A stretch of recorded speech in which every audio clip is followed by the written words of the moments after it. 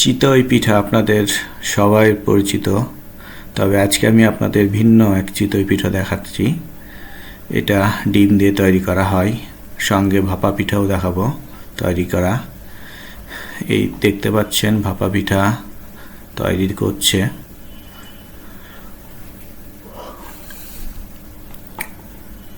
খুবই সুন্দরভাবে তৈরি করছে। ভাপা পিঠা সঙ্গে চিতই পিঠা একই সঙ্গে তৈরি করছে উনি। এটা হচ্ছে চিতই পিঠা, একজন তৈরি করছে, একজন পিঠাগুলো তুলছে। খুবই সুন্দর ভাবে সাজানো তাদের পিঠা তৈরির জিনিসপত্র। আর এটা ভাপা পিঠা দেখতেই পাচ্ছেন, খুবই সুন্দরভাবে তৈরি করছে। তো আমরা আজকে ভিন্ন রকম চিতই পিঠা খাবো এখানে। এটা ভাপা পিঠা, এই তো ভাপা পিঠা তৈরি করার সুন্দর দৃশ্য। আর এ পাশে হচ্ছে চিতই পিঠা। তো আমরা অর্ডার করছি ভাপা পিঠা একটা, চিতই পিঠা, ডিম চিতই পিঠা। এই দেখতে পাচ্ছেন ডিম চিতই পিঠা, সঙ্গে হচ্ছে ধনে পাতা, সরিষা বাটা আর জলপাই বাটা। খুবই মজার। এটা হলো ভাপা পিঠা।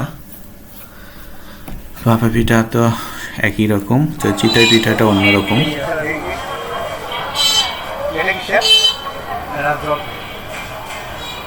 আর এটা হলো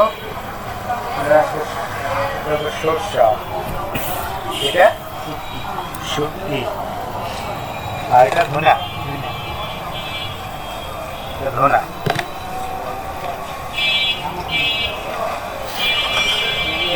এটা চালের আটার সঙ্গে কি দেন? চালের আটা কি দেন এটার সঙ্গে? এটা 1 নম্বর শুধু চালের, শুধু চালের মিথ্যে আরো কিছু নাই, সত্যি কিছু নেই। যেটা বলেন এটা সত্যি।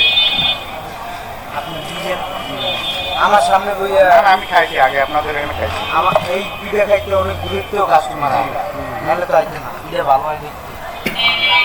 ওই জায়গায় ওই এই ব্যাপারে আমার নিচে ক্লাবের সামনে এই যে সন্ধ্যার পরে বিক্রি করে, তো